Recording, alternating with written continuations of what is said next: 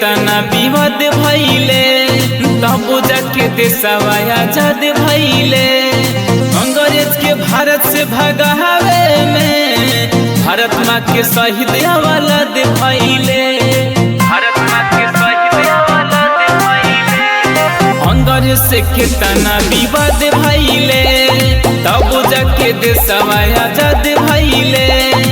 अंग्रेज के भारत से भगावे में भारत माँ के शहीद औलाद भइले। इन पाकिस्तान के कवाना बात के गुमान बा, ये तिरंगा देशवा के शान बा। ये तिरंगा देशवा के शान बा। ये तिरंगा देशवा के शान बा। देशवा के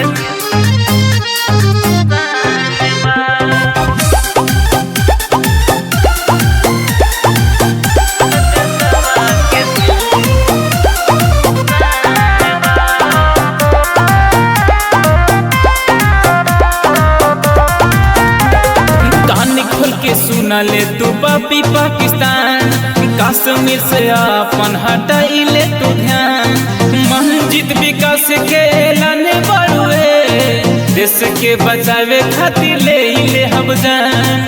देश के बचावे खातिर ले हम जान। कान खोल के सुन ले तू पापी पाकिस्तान, कश्मीर से अपन हटाइले तू ध्यान। मंजित विकास के ऐलान बड़ुए, देश के बचावे खातिर ले हम जान।